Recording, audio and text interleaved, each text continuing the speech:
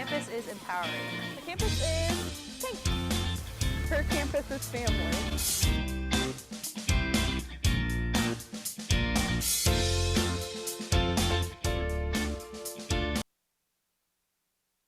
For joining us, I'm Connor Donahue. And I'm Jayla Scruggs, your host for today's Her Campus TV segment.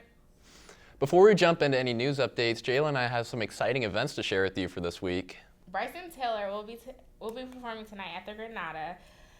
The show starts at 7 p.m. and the doors open at 7. I just said that. Sorry about that. It's open for all ages. Tickets are $17. Come out and show your support for Bryson Tiller. He's an up-and-coming artist. Also, Tory Lanez will be there performing too. Let's take a sneak peek of what his performance will be like tonight, guys. Better, girl, that man didn't show when he ever do all I can just to show you you're special. Certain it's your love that holds me together. It does. It I does. might have to make an appearance out there. I'm pretty excited, yeah. It's probably going to be like a lot of people. I'm excited. For sure. And International Night is going to be on December 6th from 7 to 9 p.m. You can broaden your understanding of the different cultures that are present on campus by visiting the spotlight on 4 different regions of the world. KU students can explore the cultures and cuisine of the United Kingdom for free with a valid KU ID. Who wouldn't want to go to that? I know, right? Yeah. Like free food, and you get to explore the world and Never going to turn down free food. No, Yeah, I feel like nobody's ever going to turn down free food. After the break, we have Sarah's interview. Stay tuned, guys. Stay tuned. Where you go to college makes a statement about you. This place will become a part of you, your identity for life.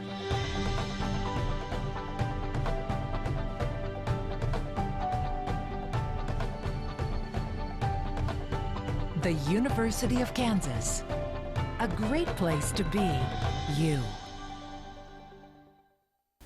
Hi, welcome back to Campus Celebrity with Sarah Lee. And today I'm here with Dominic, and we're just going to discuss the rising tension on campus about representation of minorities. So welcome to the show. Thank you. So tell us a little bit about yourself. I am a sophomore. I major in linguistics, and I am 19 years old. I come from an Italian-American background, and I'm really happy to engage in the discussion about representation of minorities. How does this apply to you, the conversation? I think it applies to me because I am a gay man at school, and I think that that has a lot to do with representation of sexuality, and I don't feel that sometimes that always is called to mind when we're talking about minorities. I feel like sometimes it becomes a sole race issue or ethnicity issue, and I find that sexuality is also one of the issues that might need to be covered as far as representation of minorities. Absolutely. So how do you think that we as a student body can do better as far as, keeping an open mind about the struggles that we may not face ourselves? I think that the best thing is to be honest with oneself before making judgments on other people and before preparing yourself to help others. I think that that is one of the biggest things for people to do, especially if it has to do with sexuality. I think that one of the bigger things is for people to accept themselves and realize who they are as a person before going on to help others. Because a lot of people sometimes aren't ready because they aren't comfortable with themselves. And I think that that is one of the biggest issues that people still face in terms of sexuality and race, for that matter. I find that a lot of people who may come from the majority simply don't realize some of the struggles that they have, and so they deflect those struggles upon other people. Good. So how do you think that, the KU student government and the KU administration is handling these issues? I think that the way in which they're handling these issues is hopefully going to be conducive. I think it's all up to the student body really to press on and be proactive about the issues with representation in minority, just because sometimes you can't depend on the faculty because they do have their jobs. They do have jobs that they do every day, and they're for us students. Sometimes I think it's our job to take initiative and then pass it on to them. And if that doesn't work, we need to press harder and harder as students, because just because we're students doesn't mean we're not adults without a voice. And I think that that's where it starts. I think it sort of starts with us, because despite the fact that we think that the faculty or the staff at KU should be in charge of that, sometimes it's not always called to mind because they have a job that they need to be doing, and sometimes that's always put on the back burner. things that have to do with interpersonal relationships. And do you think this conversation that we're having by bringing this to the face of campus issues, do you think this is going to change things in a positive way? Do you think it's working? I believe that nothing can technically happen in a day. So I do believe that it's working. I believe that by having these discussions, we're recognizing that there are issues that need to be taken care of and there are issues that need to be covered. I think that over time, anything can get better if we do have more discussion and we do talk about polemic issues. I think if we cease to talk about politics and race and sexuality, and we don't talk about polemic issues, then people are going to be afraid and they're not going to speak out. And I think that by starting up a conversation, that is the best way to propagate change. Thank you so much for being on the show. Is there anything else you'd like to add? No, thank you. That's great. Well, like I said, thank you for coming to the show. And if any of our viewers have anything they'd like to add as far as representation, KU administration and KU student body is currently taking voices. And so just as a reminder that as somebody who goes to KU, your voice is deeply important. So I would encourage everyone to just be upfront about what you're feeling. And with that, we'll be back with the news.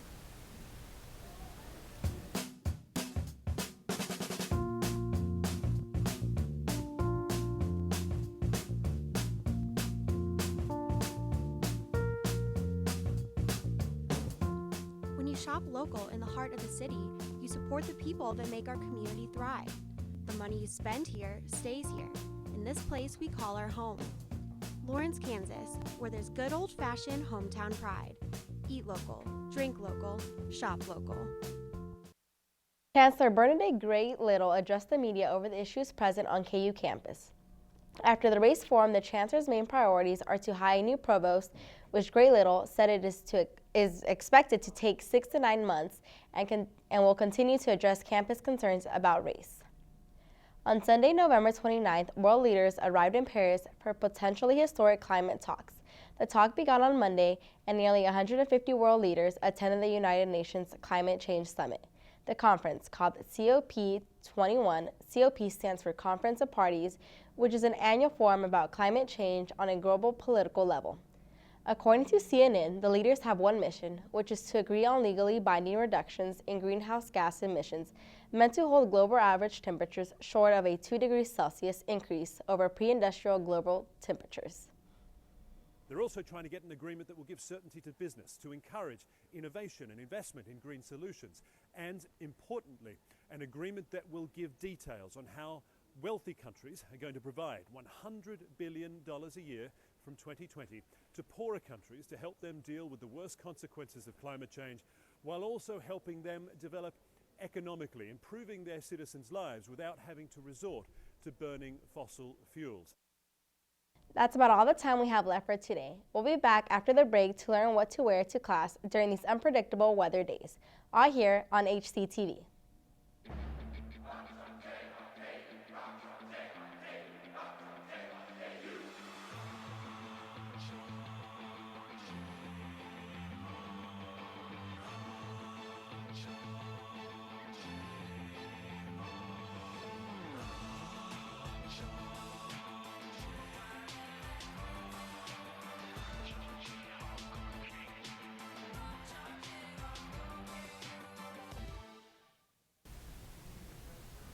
Welcome back to Her Campus. I'm Natalie Sytek, and this is Natalie Knows.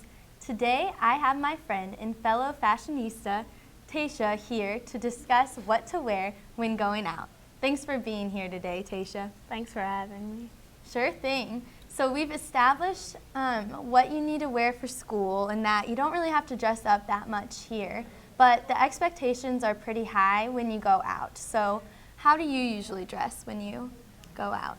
Honestly, I would almost dress the same for class as I would for if I went out, just because I like to get dressed every day. It just makes me feel better. It makes me feel better as a person when I'm able to get dressed in the morning and be seen as somebody who gets dressed. But as far as going out, just put on some heels and I mean thicker heels rather than smaller heels, especially now because it's getting colder outside, and it might start snowing, and today raining. Yeah. But yeah, like a dress and some heels, and I mean jeans and maybe a crop top and a cardigan, some heels. Yeah. Nice for going out. I think those are cute ideas. Definitely at the beginning of the year, I feel like I could wear more like fun tops, but since it's been so cold lately, I've just been wearing like sweaters and jeans and stuff, because you have to consider that, like ways to stay warm. So what do you usually do for that? Do you like have some cute coats to wear when you go out, or? Definitely, you would go out and get yourself a really cute coat, because on campus there's no way to keep warm other than having. You can't hide from the hills. Right. Other than you'd have to have a cute coat, and I would say scarves. Scarves make a good statement instead of just like a necklace like I have on. You just put on a scarf and a cute coat, and maybe some booties. Yeah. Or some heeled booties or rider boots, you know, just things like that. Bigger, longer things and layers. Yeah, I like those ideas. I think those are great, and I love my booties. I'm so excited to bring them out. I had to bring out my gloves and scarves and hats too that I had at home after this Thanksgiving break, because I was like, I don't know when the snow is gonna come. Like you never know here. So where are some cool places you like to go out for like a girls' night? Mostly, well, we get invited to different places every now and then from different people that we've met. We've been to the Granada a few times for different concerts or whatever, and the Hawk, that's a fun place to go. Everybody goes to the Hawk. Yeah, definitely. Yeah, I've been to the Hawk. I still have yet to try the Bull in the Cave. I know those are other two KU places to go, but maybe at some point next semester. Now, what about hair? What are some hairstyles you think that our viewers could maybe try? I've really been enjoying the messy bun look, but messy bun but neat bun at the same time. Okay. And I like the things where people have found a lot of new ways to braid their hair. Yeah. Like there's new fishtails. Some people just put it in different kind of knots and things like that, and they look really nice. But for the winter, I feel like you should leave our hair down so that we can cover up a little of our face and our necks so that we don't get as sick as we normally would. Definitely. I know. I wish I could, like, I don't know, curl my hair more often, but you don't know when it's going to rain or snow or, like, ruin that. So I think those are good ideas. Now, what about makeup? What do you think looks good for, like, night lighting? I will always say about makeup, just because I don't wear a lot of makeup. The makeup that I have on today is a little lipstick, eyeliner, mascara, and I always put on a wing. It just makes me look happier. But less is more. Less is more, okay. In any kind of lighting. You don't ever want to look like a drag queen if you're not one. But you always want to look somewhat elegant. If you want to look a little rock starish, like I like to look, sometimes you put a little wing on there and make it a little deeper. Take it over the whole eye, and definitely. Less is more is the main thing to get from that. Well, yeah, I think that's great too, because what if, like, I don't know, have you seen girls before, like, with too much foundation? Like, what if it sweats off or something? Like, you don't want to, that would be awkward in front of a guy. I've seen people have drips of foundation on their face. That's just not attractive to anyone. Yeah, definitely don't do too much. I just think a nice maybe eyeliner, lipstick, just highlight the eyes, highlight the lips, and then don't make a new person out of you. Just enhance what you already have. Yeah. Well, that will wrap up this week's segment of Natalie Knows. Thank you all for watching. Thank you, Tasha, for being here today. Thank you for having me. For sure, anytime. We'll be right back with a sports update with Lydia and Chloe from KU Sidelines. Don't move.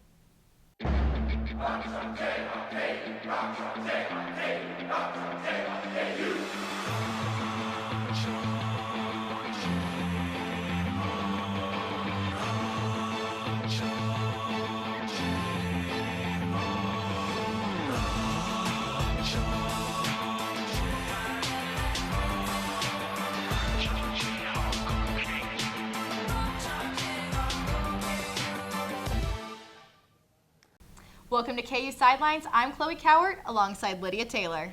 The Jayhawks return home tonight after winning the Maui Invitational. They will be taking on the Loyola, Maryland Greyhounds at 7 p.m. tonight in Allen Fieldhouse. Tonight will be a special night due to Czech Diallo's Jayhawk debut. He's been practicing with the team this entire season, but finally, after all the drama, he has been cleared to play. Coach Self said, "I envision Czech as the guy that will bring something that we didn't have last year." The Greyhounds are coming off a 3-game losing streak, and with Diallo on our side tonight, we are hoping to capitalize. We are expected to win this game. However, Loyola's only win of the season has been on the road. Doors will open at 5. It is sure to be packed in Allen Fieldhouse tonight. I'm super excited. I'm going to be there. I think it's going to be a really exciting night. For everything KU Sports, follow us on Twitter at KU Sidelines. Thanks for watching, and we will see you next week. Thanks to Linda and Chloe for that KU Sidelines update. Here at her campus, we're excited to watch KU play tonight. Will you be tuning in, Jayla? Of course! Yeah. Rock Chalk! Have to. All right, well, that's all the time that we have left for today. For all of us here at Her Campus TV, I'm Connor Donahue. And I'm Jayla Scruggs. Have a great day, guys.